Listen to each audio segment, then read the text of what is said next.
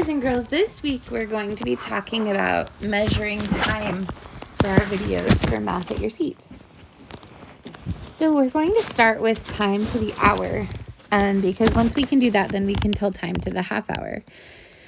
So when we see the hands on the clock, that's called an analog clock. And if we see numbers on the clock, then that's the digital time. So we already can see that the clock has the hands on the clock, and so then we're going to write the digital time to match it. So you look first at the shorthand, this one right here, and whatever number that is pointing to, you write that first. And if the longhand, which is the minute hand, this one, is pointing to the 12, we just put 2 zeros because that stands for o'clock. So this first clock is showing 2 o'clock. Okay, so let's look at the second one. Which one is the little hand pointing to? What number? Yeah, it's at 7. And which number is the big hand pointing to? The 12. So we just write 7 o'clock.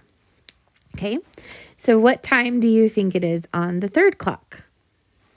It's 4 o'clock. Very good.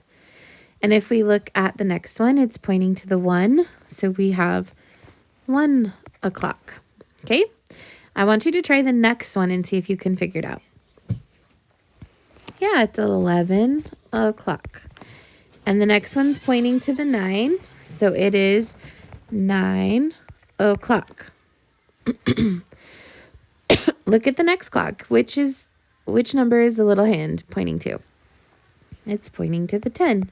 So it is 10 o'clock. And the last one seems a little tricky because it looks like it's pointing up and down to both of them. But we look at the shorthand, that's the hour, it's pointing to the 6. And the minute hand is pointing to the 12. So that one is 6 o'clock. Now, on the last 3 clocks, you need to draw the time. The digital time is given to you. So now we need to find the analog time. So if this one is 2, that means my little hand is going to be pointing at the 2. And if this is o'clock, then that's going to be pointing to the 12. So on the next one, which number is the little hand going to point to? Yeah, it's going to point to the 8. And then the big hand is going to go to the 12. And what do you think about the last one? It's 3 o'clock, like that.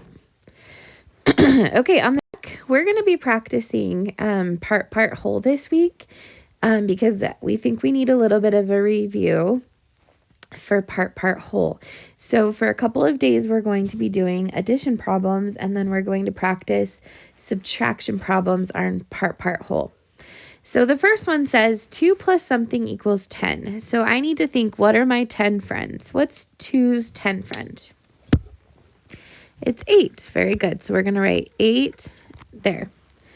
Now the next one, I know my whole is 5 and one of my parts is 4. So if I put my pencil on 4 and move to 5, how many times did I have to move? Just 1. Good. Okay, the next one is 7 plus something is 9. So I put my pencil on 7 and count how many hops to get to 9.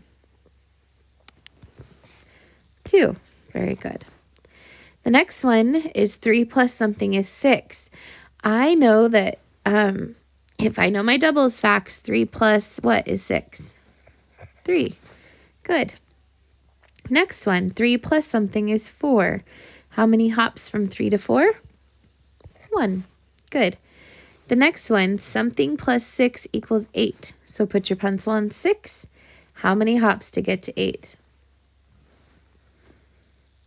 Good. 2. All right. I want you to finish the last 6 on your own and then show it to your teacher to make sure your answers are correct, and then do what your teacher would have you do next.